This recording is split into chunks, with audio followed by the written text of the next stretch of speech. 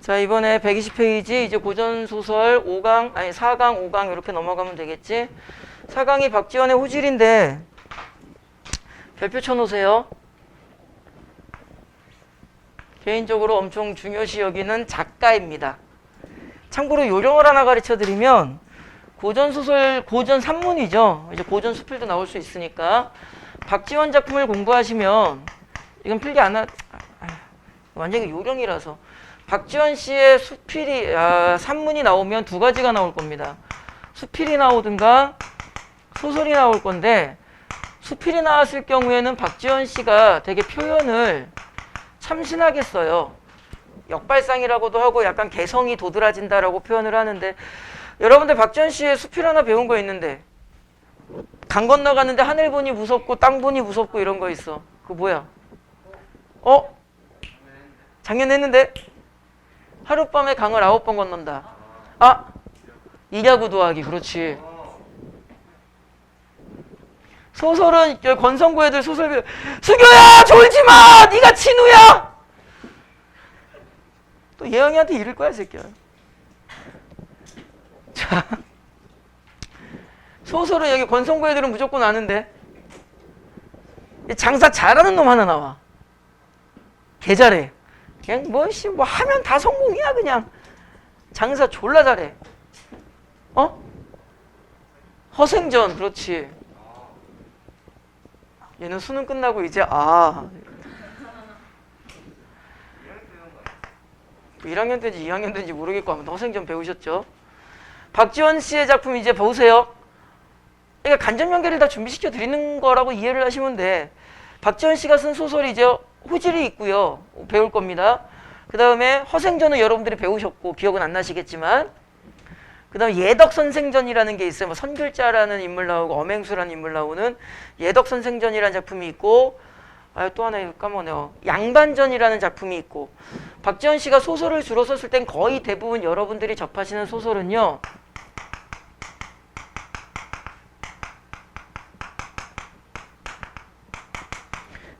양반 풍자 비판이 대부분입니다.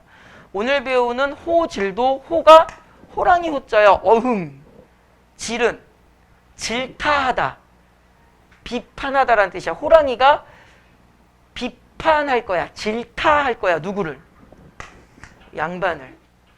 그래서 박지원 씨의 작품은 이 패턴을 알아두시면 되게 좋고요.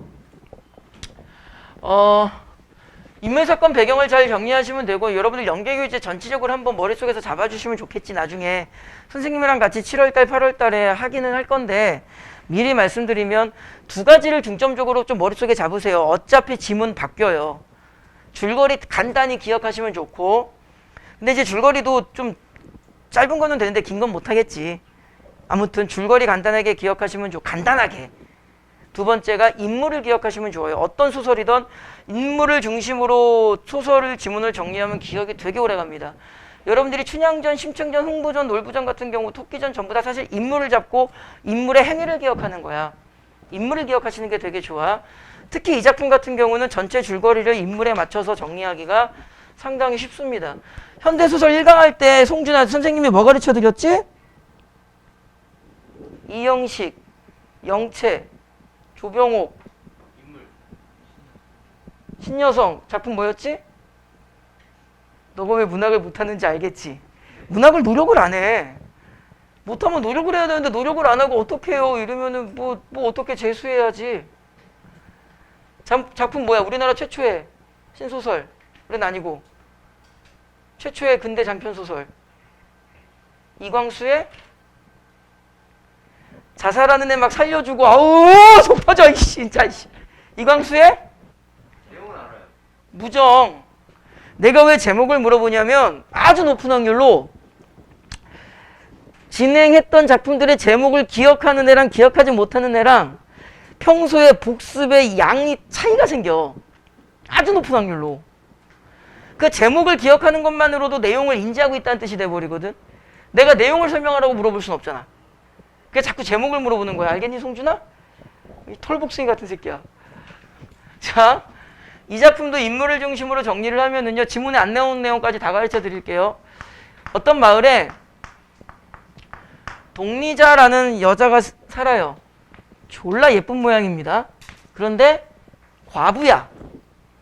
과부는 이제 정절을 지키고 이제 뭐 그러겠지. 그래서 나라에서 표창장도 받아. 연료문을 받아. 표창장도 받아. 이 마을에 누가 사냐면은 북곽 선생이 살아요. 오늘의 주인공입니다. 이 북곽 선생도 훌륭한 학식과 덕망이 높다고 훌륭한 사람으로 평가받으면서 마을 사람들에게 존중받고 대접받아. 근데 여기서 이제 웃긴 게 뭐냐면 동리자는요 5명의 아들이 있는데 이 5명의 아들이 성이 다 달라. 뭘 말하고 싶은 걸까? 아빠가 다 달라. 그런데 연료문을 표창장을 받을 만큼 정절이 뛰어나다고 평가를 받아. 참고로 얘네들 되게 멍청합니다. 좀 이따 적을 거예요. 이거는 설명 좀 이따 드릴게. 가짜라는 거지 지금. 그죠? 가짜라는 거야. 그때 동리자가 이제 누구를 꼬셔? 북각 선생을 꼬셔. 오빠 라면 먹고 가 막 이러고. 근데 북각 선생은 되게 지주와 절개가 높은 선비잖아. 그럼 뭐라 그래야 돼? 어허, 한낱 아녀자가 감히 이 선비의 자세를 더럽힌 이놈! 이래야 될 거 아니야. 좋다고 달려갑니다. 그래? 이러고. 둘 다 뭐야? 겉과 속이. 자, 한자 성어 적자? 표리부동.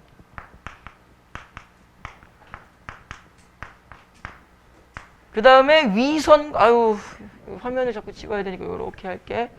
위선과 키워드. 위선과 가식이야. 거짓된 삶이야. 그럼 얘네 2명이 뭐가 되는 거야? 비판의 대상이 되는 거야. 그때 저 산속에 누가 살아? 우리 타이거. 호랑이가 살아요. 호랑이가 어느 날 자기 시다바리, 일본어 쓰면 안 되는데 자기 밑에 애들 뭐 여우, 토끼, 다람쥐, 뱀, 뭐 무당벌레 뭐 이런 애들 있을 거 아니야. 쫙 불러놓고 자기가 왕이니까 야 배고파. 나 뭐 먹을까? 이래. 그래서 이제 뭐 저 마을에 내려가면은 중이란 중 스님 그 노해요. 스님이라는 어떤 사람들이 있는데 그 스님을 잡아먹어 보세요. 고기가 그렇게 맛있대요. 그래. 근데 호랑이가 뭐라고 하냐면 그 대사는 정확하게 모르고 호랑이가 어쩌저쩌고 하면서 아이씨 그 개구리 안 먹어 이래. 잘 들어? 그러니까 옆에 있던 애가 그럼 저 마을에 내려가면 무당이 살아요. 무당을 한번 잡아먹어 보세요. 그러니까 또 호랑이가 막 무슨 이유를 들면서 싫어 안 먹어 이래.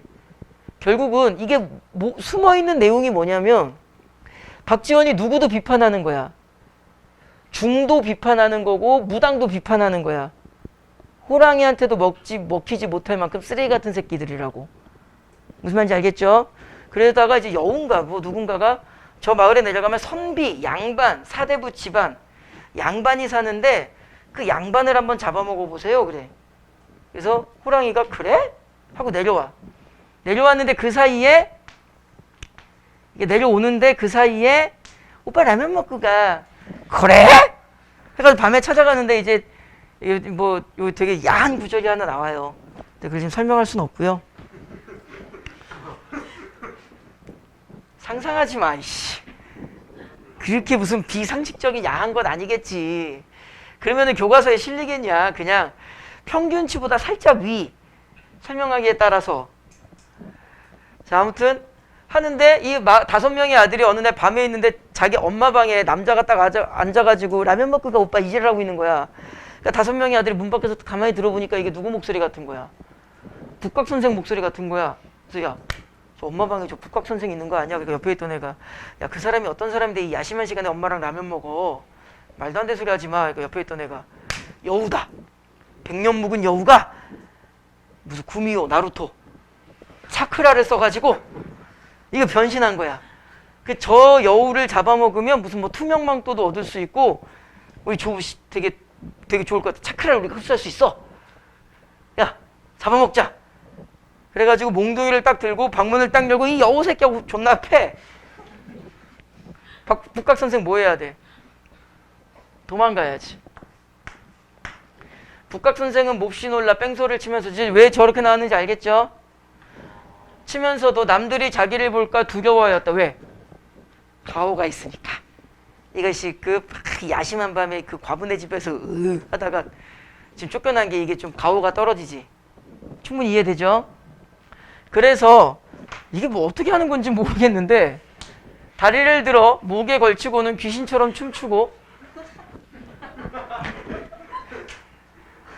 송준아 이거 한 번만 더 해보자. 너 요구하면 이거 조회수 100 찍는다. 여기 올라가서 한 번만 해봐. 빕스 빕스 빕스 점점 커져. 요거 잘하면은 뭐 내가 아이패드 줄지도 몰라. 꺼져. 대문을 나서자 줄다람차가 똥구덩이에 빠져 있었다. 여기까지 묶으면 되는데 인물을 뭐 시킨 거야? 우스꽝스럽게 만들었죠. 이거 문학 용어 공부합시다. 제발 좀. 해악성 맞아. 그거 말고. 풍자 말고. 우스꽝스럽게 만드는 거. 희화화. 그렇지. 여러분들이 용어들을 가르쳐 드리는 게 별게 아니야. 그냥 좀 기억하면 되는 거야. 그런데 이 별것도 아닌 거 가지고 선택지 정보 잘못 받아들이는 경우가 되게 많다니까. 그 얘를 어디에 빠뜨려 작가가? 똥통에 빠뜨려. 왜? 풍자해야 되니까. 그죠? 풍자의 장치가 되는 거지. 똥통에 빠진 거야. 그래서 어우 씨발 이거 딱 기어 나오는데 호랑이가 이제 딱 잡아먹으러 온 거야. 그럼 북각선생 입장에서는 나쁜 일 또 나쁜 일이니까 뭐 칠판에 적진 않을 건데 나쁜 일 또 나쁜 일이니까 뭐가 돼? 한자성어. 설상가상. 그죠? 범은 얼굴을 찌푸리며 구역질을 하고 코를 막고 고개를 왼쪽으로 돌리며 숨을 내쉬고는 선비는 구린내가 심하구나. 자, 지금부터 우리는 누구를 통해서? 호랑이를 통해서 호랑이가 누구를 비난할 거야? 북각선생을 비난하겠죠. 그러면은 이 호랑이가 누구의 생각을 대신 말해주는 사람이야. 그렇지. 그래서 호랑이는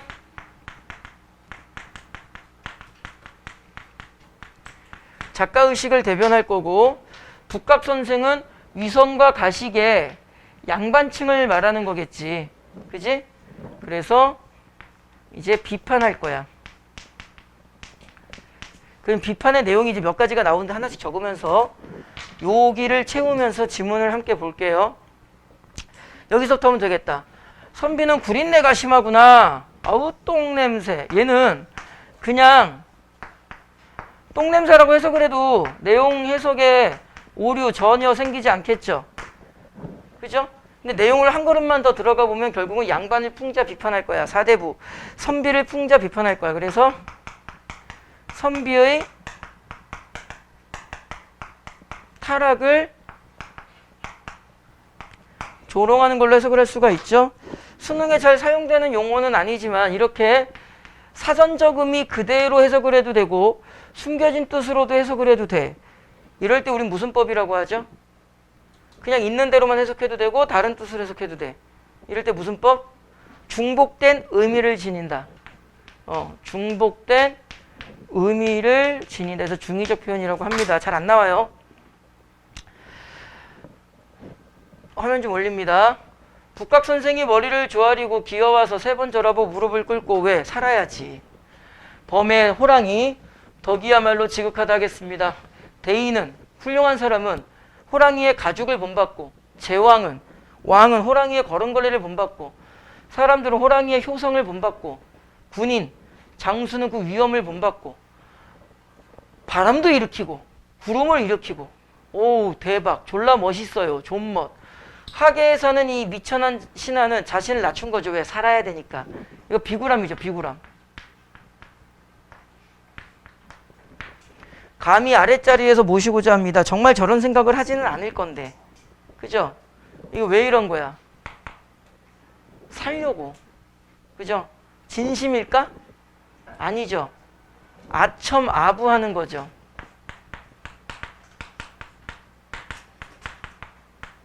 이거 한자성 우리 옛날에 하나 했었는데 뭐라고? 감언이설 또 교원 형색. 감언인설도 맞아요.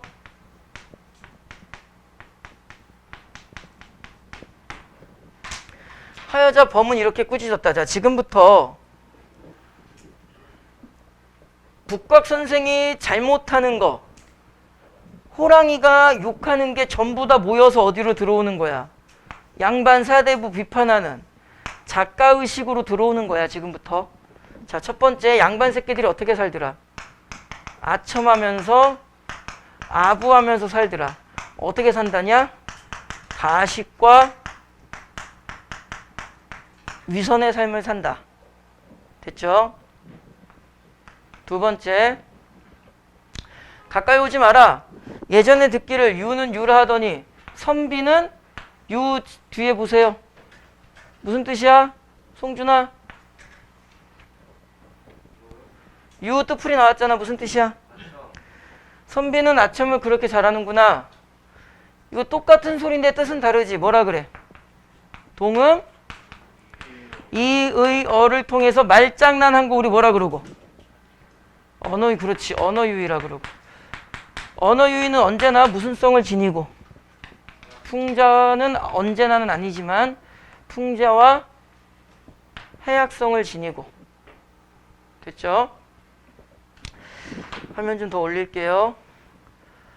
무릇 천하의 이치란 한 가지다. 범이 나쁘면 사람도 나쁘고 사람이 착하면 범도 착할 거다. 만물은 다 똑같다. 네가 하는 수천 수마디의 말들은 오륜에서, 야, 네가 하는 말을 보니까 유교 사상이죠. 삼강오륜 안 벗어나고, 네가 훈계하거나 권고하는 것도 항상 사강에서 안 벗어나. 말은 잘한다 이 말이지. 참고로 사강이 뭐야? 예, 의, 이거 필기하지 마세요. 이런 건 염, 치, 이걸 사강이라 그래. 그래서 예의가 없네, 염치가 없네 이렇게 나오는 거거든. 예, 예절, 의, 의리, 염, 신념, 믿음, 치, 치욕, 부끄러움. 사강에서 벗어나지 않는다. 그런데도, 그러니까 너 말은 되게 잘하는데 도읍 일때 형벌을 받아 코가 베었거나 발이 잘렸거나 벌 받는 사람들은 자자한 채, 자자하다는 이제 몸에다가 타투 파는 거야. 나 죄인 이러고. 살인. 모두 오륜을 따르지 않는 사람들이다. 니네들은 말로는 삼강오륜 다 이야기하면서 실제로는 그것들을 지킨다, 지키지 않는다. 지키지 않는다. 가식과 위선이다. 죄인을 묶는 굵은 동아줄과 처형할 때 쓴 도끼톱을 날마다 제공해도 너희들의 죄를 막을 수가 없다. 그때 중요한 키워드를 하나 공부하셔야 되는 게, 범의 집안에는 형벌이 없다 이 말이에요. 우리는 죄를 지어도 냅둬 이게 아니라 우리는 벌을 줄 일이 없다는 뜻이야.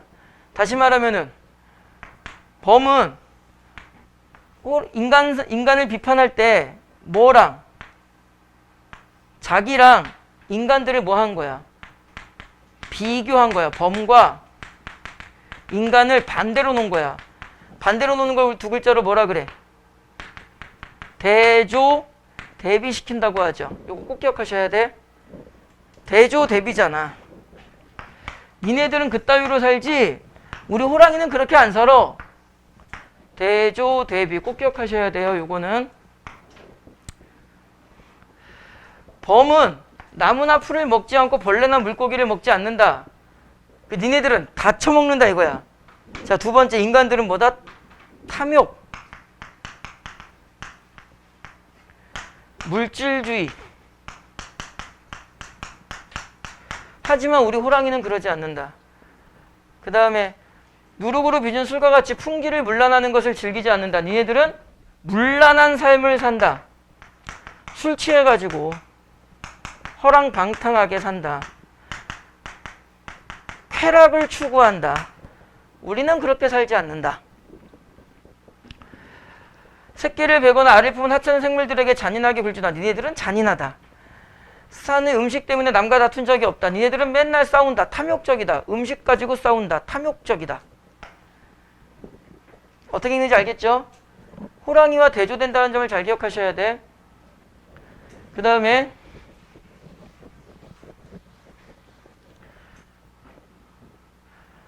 어디가 여기 읽을게.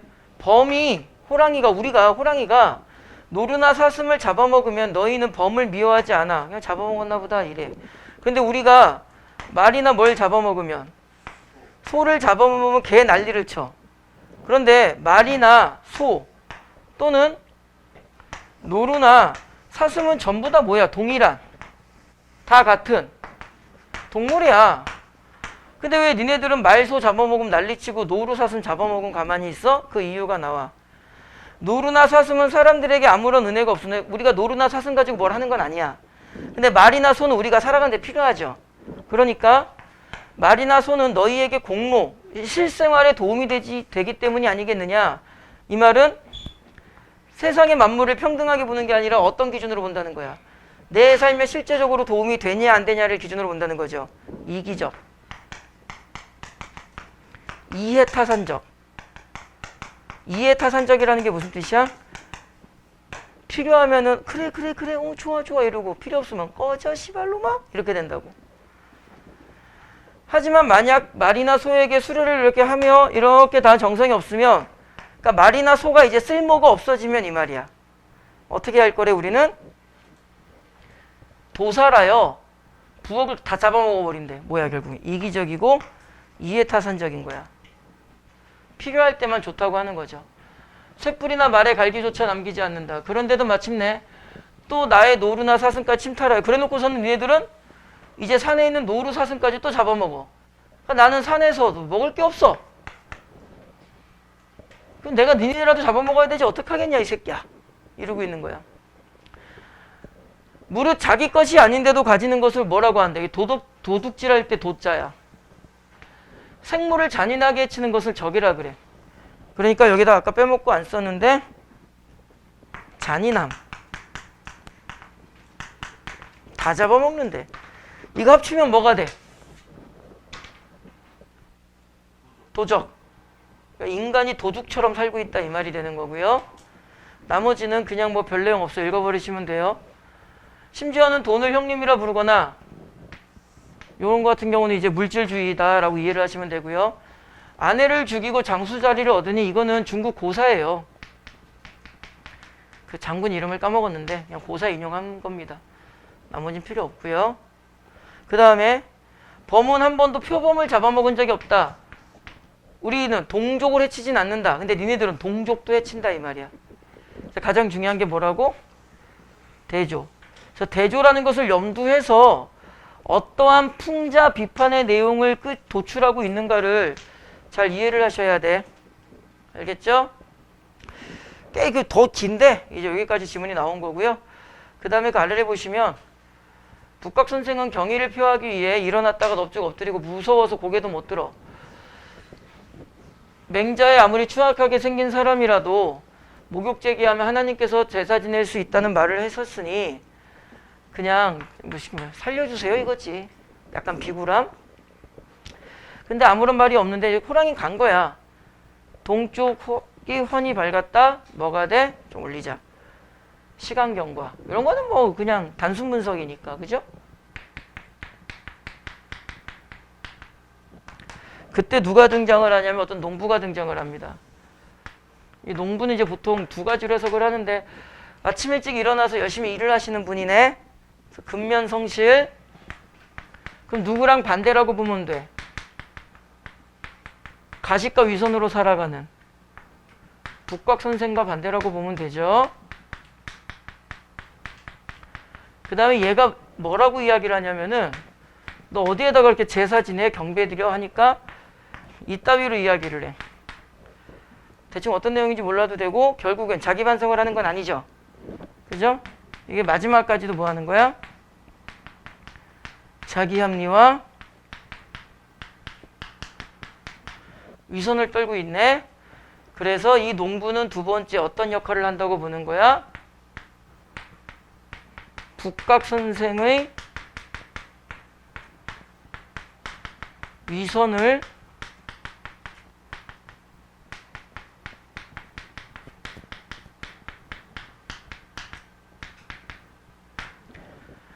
북각 선생의 위선을 재확인시키는 인물로서 기능을 하죠. 뭐 간단한 내용이고 디테일하게 다 외우라는 건 아니고 인물 사건, 자 소설은 이런 식으로 한번 정리하고 인물 사건 배경을 잡아주면 좋죠. 인물, 3개 정도만 기억을 하고, 호랑이 이제 우화가 된 거지만 3개를 잡고, 사건은 라면 먹고 가다가 아들한테 좆돼서 호랑이 만난 거, 배경은 필요 없고, 박지원의 작품이 나오면 양반풍자가 키워드라 그랬죠? 그래서 어떤 방식으로? 대조의 방식으로 인간 양반을 풍자 조롱하고 있다는 점. 그때 선생님이 지금 노란색으로 테두리를 치는 이 풍자 조롱의 내용을 외우라는 게 아니야. 한 번만 읽어보시고 지문에서 내가 좀 발견하고 분석하는 느낌으로 가주시는 게 좋죠. 연결 교재 외우는 식으로 공부하면 안 됩니다. 굳이 외운다면 키워드를 외우는 거야. 이 작품의 키워드는 위선, 가식. 이거 다 기억하면 돼요. 됐지? 상당히 간단한 작품입니다. 그 다음에 문제는 뭐 여러분들 풀어보시면 되는데, 여기 여러분들 교재 2번 문제랑 4번 문제는 꼭 푸세요. 2번 문제, 4번 문제 상당히 중요합니다. 안국선의 4번 문제, 안국선의 금수회의록은 동물들이 되게 많이 등장해요. 그 동물들이 전부 다 인간 풍자하거든. 지금 어떻게 선생님이 이야기는 못하고. 그 다음 작품을 갈 건데 제목이 알고? 소설 쓸데없이 심의의 대관제 몽유록인데 실제로 심의라는 사람이 쓰고 소설 속에 심의가 등장을 해. 그래서 독특하게 이 작품은 몇 인칭으로 서술돼? 1인칭으로 서술돼요. 1인칭. 고전 소설은 1인칭 소설 거의 없죠. 근데 소설을 쓴 사람도 심의, 작품 속의 주인공 이름도 심의 보다 보니까 1인칭으로 서술되는 경우가 있다. 그것만 조심하시면 내용이 되게 쉬운데 이거는 뭐 근데 만약에 이거는 좀 수능에 나오더라도 지문 위치가 많이 바뀔 것 같아서 간단하게만 좀 정리만 해볼게요. 우리가 좀 분석해야 되는 거 이제 비연계다 생각하고 모의고사 해설 강의다 생각하고 보세요. 벼슬에 오르지 못하고 시대를 한탄하며 지내던 선비 심의가 주인공이죠. 보면은 이게 무슨 정보? 주인공 정보. 팔을 베고 잠이 들어 꿈속 세계. 딱 여기에서 집중도가 높아지겠죠? 어디에서? 잠이 들어 무슨 세계? 꿈속 세계. 여기에 집중도 높아져서 우리는 작품의 구성을 알 수 있지. 무슨 구성이라 그래? 무슨 구조? 송준아? 네? 꿈 꿨잖아. 졸지 마! 나도 졸려 이 새끼야. 아, 목 아파 이씨. 꿈 구조? 꿈속으로 들어가. 너는 한강으로 들어가고. 액자 말고 그래 액자인데. 아이 왜 그래 나한테. MC몽? 외화 내화 아니 그러니까 몽. 환몽구조. 그 정도 용어도 못 떠올리니까 문학이 그따위지. 니네들이 몰라서 못 떠올리는 게 아니야. 익숙하지 않아서 그래. 자꾸 하셔야 돼. 환문구조 모르는 학생이 어딨어. 알아요라고 착각을 하면 안 된다니까. 원샷에 그 단어가 떠오르지 않으면 고사장 들어가서도 나는 헤맨다는 뜻이지. 그죠? 그러니까 학생들이 그걸 착각하는 거야. 듣고 하는 건데 자기가 알고 있다고 생각을 해. 그러면은 그게 정말 도움이 되기 위해서는 고사장에 나랑 같이 들어가야 돼. 그러니까 내가 옆에 앉아가지고 야 있잖아 그 꿈꾸는 거. 형시몽 말고 이 새끼야. 이래. 아 환몽. 나랑 이렇게 수능 풀어야 돼. 그러니까는 이게 빨리빨리 대답이 나와야 된다니까. 그거를 말하는 거야. 내가 질문을 해서 유도를 해서 도출되는 건 늦잖아. 그러면서 여러분들 수능 볼 때도 모의고사 볼 때도 그거를 침착하게 떠올리지 못하잖아. 바빠 죽겠으니까 어떻게 막 떠오른다고 아무거나. 그 아무거나 머릿속에 막 떠오를 때 올바른 게 떠오를 수 있도록 연습을 하셔야 돼요. 그러니까 듣고 나중에 기억나는 건 내가 모르는 거야. 그러니까 착각하시지 말고. 환몽구조는 이제 꿈으로 들어가는 걸 인몽이라고 그러고 나오는 걸 강몽이라고 하죠. 그거 뭐 간단한 용어니까. 참고로 그럼 여기서의 꿈은 보통 두 가지 역할을 합니다. 환몽구조에서. 그러니까 이런 건 기초지식으로 알고 들어가 주는 게 좋겠지. 현실의 결핍이 해소가 되는 역할을 해요. 그러니까 얘가 실제 현실에서 살 때는 벼슬에 오르지 못하고 시대를 한탄했는데 꿈속에 들어가면 되게 높은 벼슬을 갖겠지. 뭐 이런 거야. 됐죠? 그 다음에 두 번째가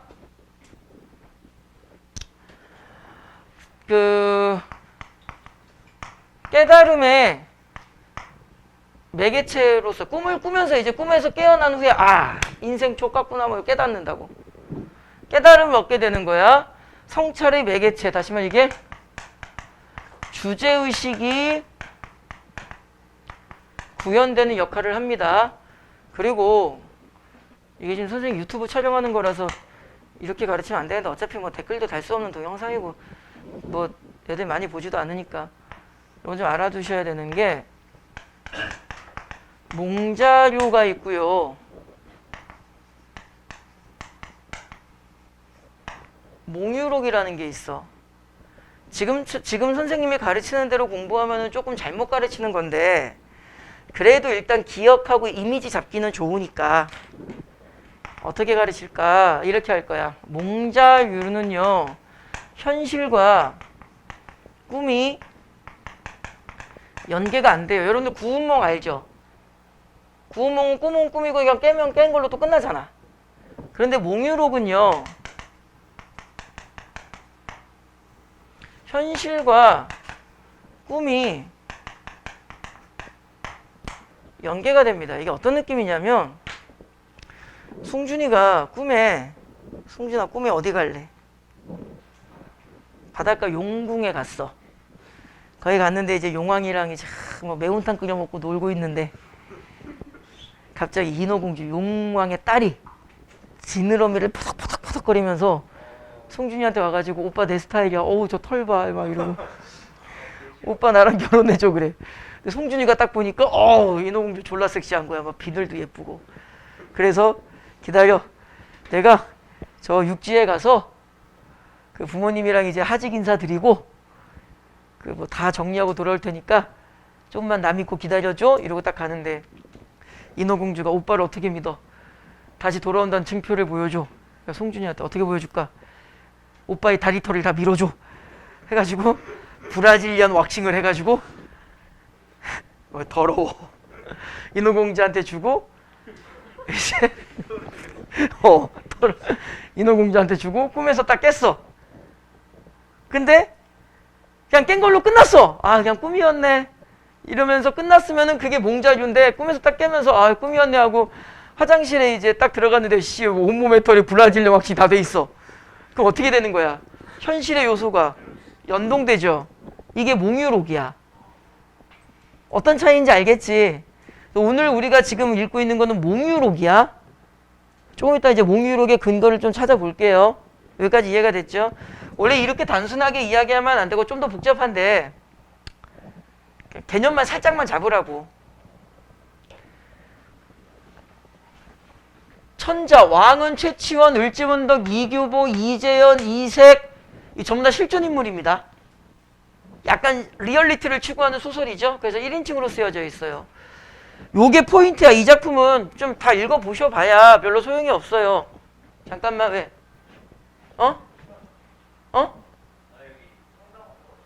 잠깐만. 어떻게? 예. 예, 어머니.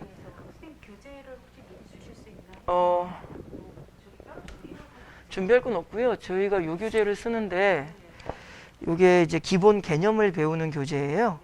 그래서 1학년 문학교과서에 나와 있는 기본 개념들이랑 기본 접근 분석을 예. 끝나고 전화 한번 주세요. 예, 그럴게요. 써 보는 걸로. 예, 알겠습니다. 등록은 내일 아이 편에 카드 보낼게요. 예, 알겠습니다. 어머니. 제가 지금 수업이라서 네. 예. 감사합니다. 예. 자, 다시 볼게요. 리얼리티를 추구해야지. 그죠? 근데 포인트가 뭐냐면 요 문장입니다.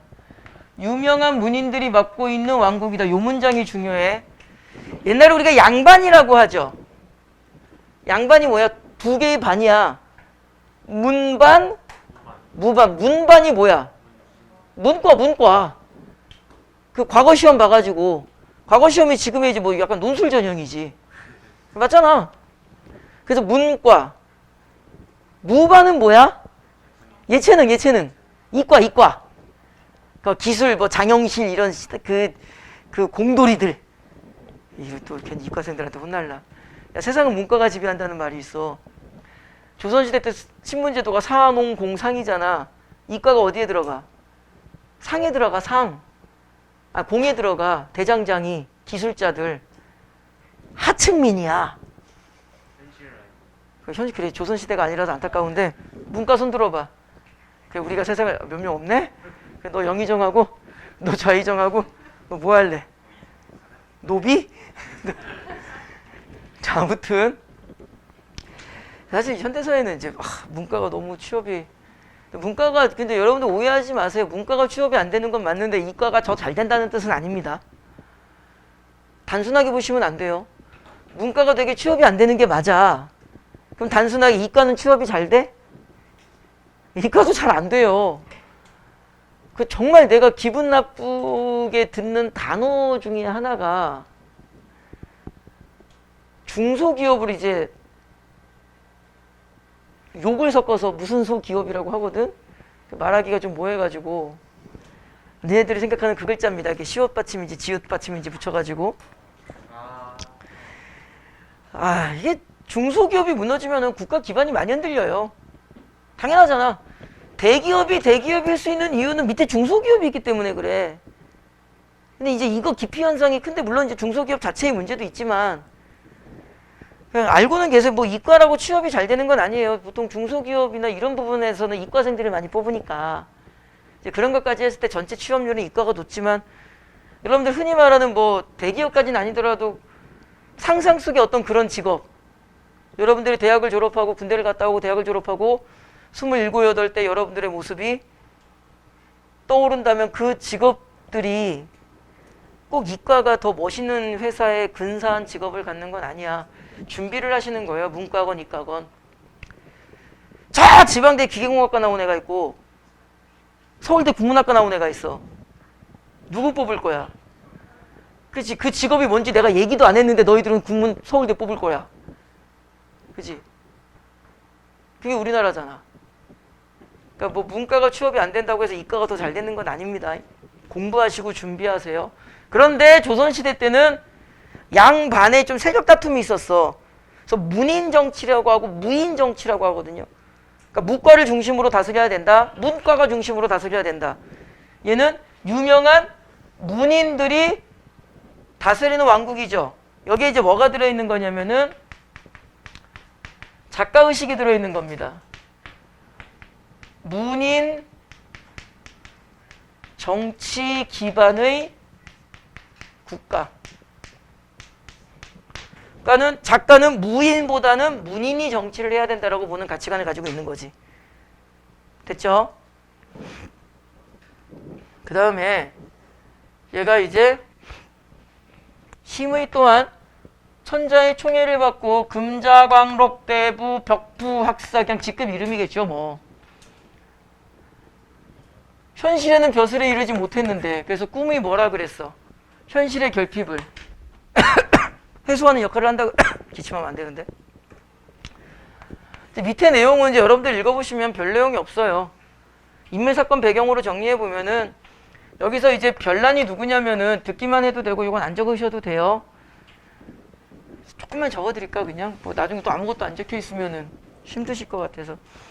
여러분들 내신 시험범위 나오고 뭐 정리가 되면 선생님이 그 뭐 분석 자료나 이런 건 다 드려요. 필기 조금 못하셨다 그래서 내신 대비할 때 힘들거나 그러진 않습니다. 얘네들은 이제 리얼리티를 추구하다 보니까 실존 인물들 다 거론하죠. 작품 전체에서 여기서 이 별난이 뭐냐면은 반란을 일으키는 거죠. 반란. 누구의 반란이라고 하냐면 이게 김시습의 반란인데, 김시습은 우리 뭐 반란을 일으킨 인물도 아니고요. 김시습이 쓴 우리나라 최초의 한문 소설이 있죠. 금오신화라는. 그 금오신화라는 소설에 뭐 만복사저포기, 이생규장점, 남연부주지 뭐 이런 게 들어가는 거거든. 유명한 사람들을 쫙 등장시켜놓고 실존 인물 김시습을 반란을 일으킨 인물로 만들었다는 것은 이 시대 때 심의라는 이 인물이 김시습이랑 사이가 좋았다 나빴다. 그죠? 내가 소설을 쓰는데 송준이를 등장시킬 거야. 근데 나 송준이 별로야. 그럼 송준이를 막 되게 우등생, 모범생으로 만들까? 털복숭이 양아치를 만들겠지. 알았어. 털복숭이 아니다. 그래서 이제 심의가 반란을 제압하러 가는데 얘는 문과야, 무과야? 문과죠. 그러니까 얘가 뭐라 그러냐면은 이제 임금이 군사 데리고 가서 반란을 물리쳐라 그러니까는 심의가 무기는 상스럽지 못한 거야. 에이, 그런 거 필요 없어. 나는 문과니까. 문인 정치를 이상국가로 보는 사람이라 그랬잖아. 그러니까 칼 들고 창 들고 이런 게 아니라 나는 휘파람으로 뭐지 이 새끼? 휘파람으로 그냥 다 심하게 시킨대. 휘파람 불 줄 몰라가지고. 휘파람 불 줄 알아?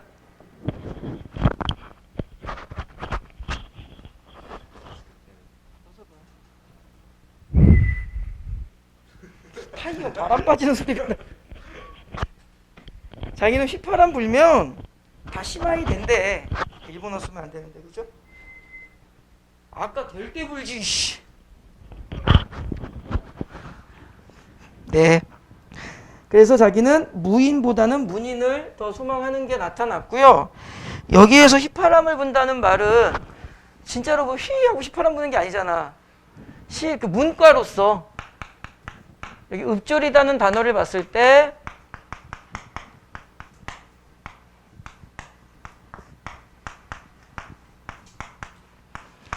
시를 짓는 행위를 의미한다고 보시면 돼요. 그 다음에 여기까지 읽어보시면 빨리빨리 읽어보세요. 전기성 나타내는 거 고전소설의 특징 전기성이고 실제로 이제 가서 휘파람 불어요. 얘가 혼자 단기로 혼자서 길을 떠났어. 길을 떠났는데 첨두노 뜻풀이 보면 나와요. 문과니까 이게 붓을 의미해. 붓을.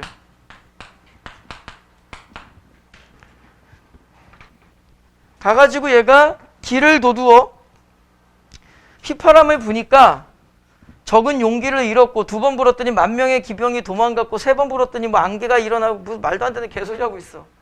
그냥 그렇대. 소설이잖아. 그러고 나서 마지막에 보니까 적장 김시습은 투항했대. 휘파람 부니까 무서워. 제가 졌어요. 이런 거. 뒷내용이 별 내용이 없어요. 그래서 이제 얘는 계속 부귀영화를 누리고 출세를 합니다. 출세를 할 때 자기가 되게 청렴결벽하게 살았다는 이야기밖에 안 나와요. 읽어보시면 다 나와요. 나랑 같이 안 읽어도 되고요. 그때 이제 무슨 탄원서 올려서 얘가 이제 쫓겨납니다. 쫓겨난다라는 말은 이제 환몽구조니까 쫓겨난다라는 말은 무슨 뜻이겠어? 환몽구조니까 쫓겨난다라는 말은 현실로 돌아온다는 거야. 그때 이색이라는 사람이 칼로 푹 감정이입하지 마. 소설이야. 감정이입할 거였으면 휘파람은 뭘로 설명할래? 푹 해가지고 이 안에 뭘 집어넣어? 이 사이코패스 같은 새끼가 목물을 푹 집어넣어. 이게 무슨 뜻이야? 문인으로서의 활동을 계속 하라라는 뜻이지. 먹물은 이제 글을 쓰는 거니까. 그러니까 우리 현대식으로 말하면은 나를 기준으로 한다면은 배를 푹 찢어가지고 안에다가 분필을 존나게 넣는 거야. 그래서 수업하라고. 아니 맞잖아. 그런 거지 상징적으로. 그래서 뭐 40년을 기다리면 다시 뭐 이렇게 얘기 나오는데 이렇게 읽어보시면 되고요. 그래서 배가 아파서 갑자기 뭐 했어? 깨니까 실제 내 배가 어떻게 됐대? 부풀어 올랐대. 이게 뭐 다른 것 때문에 부풀어 올랐겠지. 임신은 아니고요. 남자입니다. 그러니까는 꿈의 이야기가 현실로 약간 연동돼 있지. 그래서 얘를 무슨 록? 몽유록이라고 하는 거야. 이게 어려운 게 아니잖아. 내용이 상당히 쉬워요. 꼭 복습으로 읽어보세요. 라고 말을 안 읽으면 죽여버릴 거야 이제. 그 다음에 세상에 나서 궁달, 가난함과 부귀영화는 다 팔자소관이다. 운명론 이런 거는 고전소설에서 기본적으로 찾아주시면 좋을 것 같고요. 이게 좀 서술이 좀 애매한데 어찌 꿈을 깨는 자가 있을 것인가. 인생무상 말하는 거예요.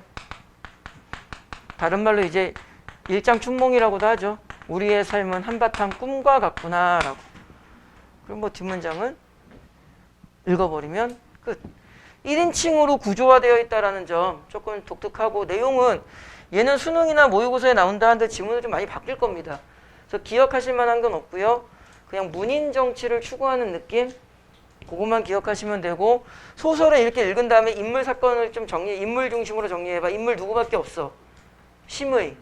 꿈에 가서 출세하고 청렴결백하게 멋있게 살다가 돌아왔다고.